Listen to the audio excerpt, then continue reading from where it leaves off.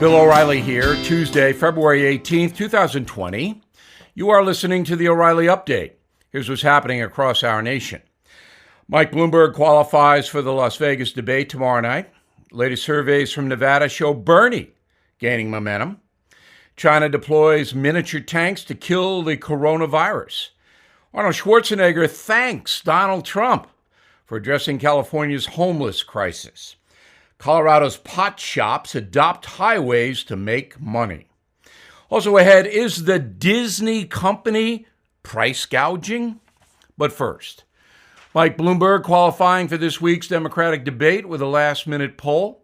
The PBS survey has Mayor Mike at 19% nationwide, enough support to join the stage in Vegas Wednesday night. Bloomberg has spent more than $400 million on his campaign so far, since he joined the race last November. Incredible. Other polls in Nevada show Bernie Sanders opening up a double-digit lead over Joe Biden. The Vermont senator stands at 26%, Biden 16%, Warren 13%, Buttigieg 11%. Bloomberg ranking 6th in Nevada at just 9%. The billionaire choosing to sit out the first 4 contests, including Nevada. China deploying a fleet of miniature tanks to disinfect areas contaminated with the coronavirus. Each remote-controlled vehicle can spray 500,000 square feet with chemicals designed to kill the disease. The tanks were initially made to clean prisons without exposing workers to dangerous or violent conditions. Former California Governor Arnold Schwarzenegger thanking President Trump for spotlighting the awful homeless crisis out there. More than 150,000 homeless people live in California. Nearly a third of the entire nation's population of homeless. And the state has no effective plan to deal with the situation. Colorado's pot shops have ways to bypass a ban on roadside ads, adopting highways throughout the state. 50 marijuana-based businesses now sponsor roads spanning more than 200 miles. The loophole allows the companies to erect signs despite a statewide ban on billboards promoting drug use. Each mile of road costs $400 per month for the pot shops. In a moment, Disney. Why is the company charging so much money? Up next. Mortgage rates have dropped to the lowest levels since before the 2016 presidential election. Lower rates mean lower monthly payments, plus tens of thousands of dollars in overall savings. Don't miss out. Lock into a new rate today before they rise.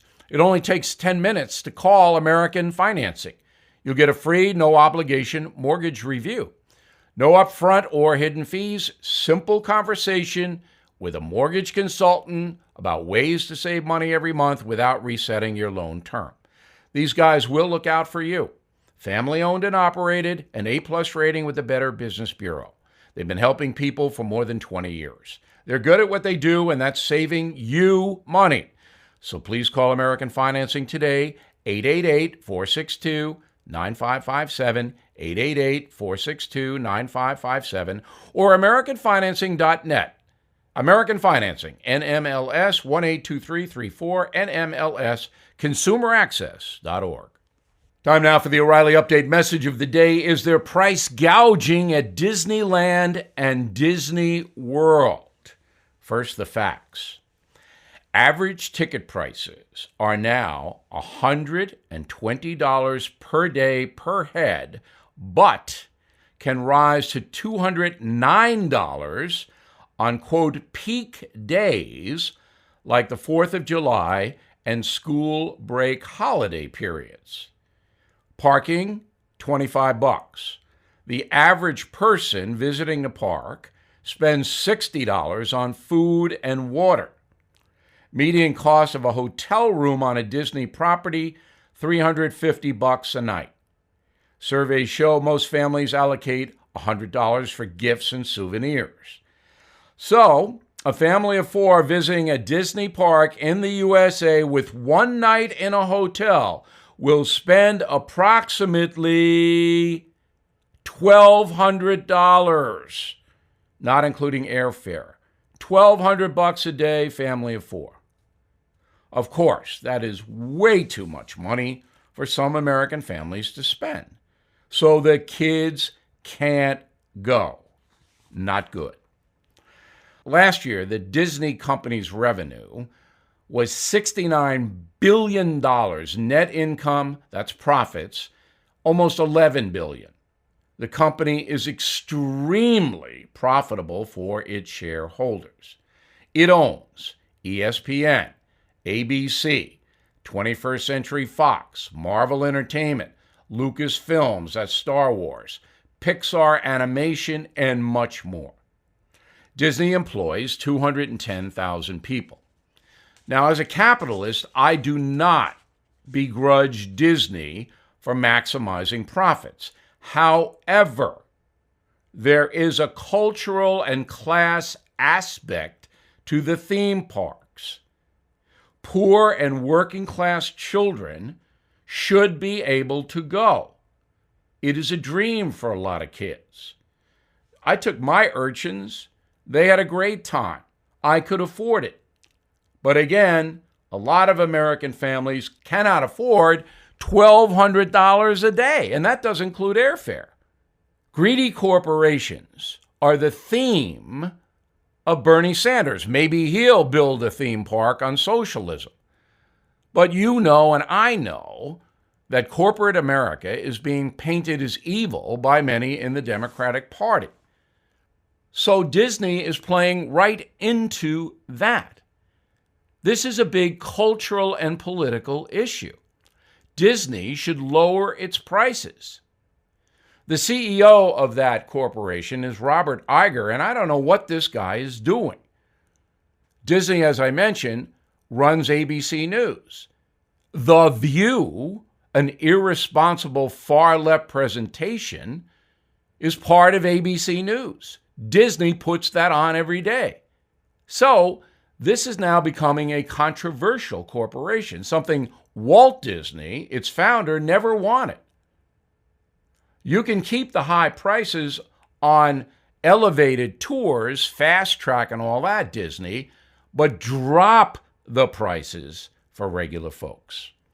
I'm Bill O'Reilly, and I approve that message by actually writing it. For more news analysis, please visit BillO'Reilly.com, where you can reach me, Bill at BillO'Reilly.com. In a moment, something you might not know. If you are 75 years of age or over, you're a member of what's called the silent generation. You were also born to parents who were part of the greatest generation, so you're a product of both. You quietly worked hard and were a big part in making America great. You took care of your family, made sure they remained secure by owning a life insurance policy. But perhaps you no longer need or can afford those premiums. If you're 75 or over and own a life insurance policy worth $100,000 or more, We Buy 75 will appraise it for you free, help you convert it to cash. Call 844-WE-BUY-75 or visit WeBuy75, There's no better feeling than having all the cash you need for your necessities. So don't stay silent. You've seen and heard We Buy 75 on TV and radio. Please call 844-WE-BUY-75, 844-WE-BUY-75, or visit WeBuy75.com. Call or visit WeBuy75.com today. Now the O'Reilly Update brings you something you might not know. Bust out that sunscreen. It's officially spring break for millions of students across the USA. Over the next few weeks, young Americans will ditch the textbooks and head down for warmer destinations, primarily in the South.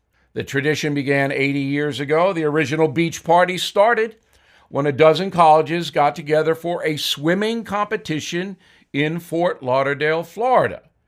Local businesses quickly caught on, catering to the crowd with 10-cent beers. Then Hollywood produced a movie called Where the Boys Are. Bang! Spring break was in the culture. Today, there are hundreds of spring break destinations, starting in Florida, Panama City, considered by many to be the spring break capital of the world. More than 500,000 students will descend on the Panhandle in February and March alone. Prices for hotels can jump 300% for a single night. Of course, 8 students can be smuggled into one room. Next, South Beach, Miami. Residents there are hoping to get some sleep during this year's break, asking city officials to roll back last call in the saloons from 5 a.m. to 2 a.m. 2 million folks will travel to New Orleans for Mardi Gras. The tourists are great for business, but bad for the environment. More than 100,000 pounds of beads and bottles pulled from Big Easy storm drains every year. All in, college kids will drop more than $1 billion for a little rest and relaxation. The biggest expense, hotels and booze. But not all students stay stateside. 100,000 will head south of the border. Cancun, Mexico, generates 1/3 of Mexico's entire tourism revenue. The drinking age down there, 18. 50% of students say they consume alcohol until they pass out at least once when they visit Cancun. Not smart in a very dangerous country. And here's something you might not know. More students than ever are using their spring break to volunteer. Every year, tens of thousands of kids participate in alternative spring break programs with organizations like Habitat for Humanity and United Way. Back after this. You've been hearing about gold all over the news. Prices continue to climb. Not surprising, given all the warnings of a recession and the uncertainty of the upcoming election. Americans are looking for stability as a way to protect their savings and retirement. That's why I recommend you consider gold and silver as a safe haven for your savings and retirement. The company I recommend and have for years is American Hartford Gold Group. They are A+ rated with the Better Business Bureau. Also, they make it simple and easy for you to invest in physical gold and silver. If you're listening right now, you get a free silver coin from my friends at American Hartford Gold Group. All you have to do is give them a call, 877-444-GOLD, 877-444-GOLD. Call them now to claim your free silver gift for a limited time and tell them Bill sent you. Or visit them online at www.billfreecoin.com. Again, that's 877-444-4653 or billfreecoin.com. Thank you for listening to the O'Reilly Update. I am Bill O'Reilly. No spin, just facts, and always looking out for you.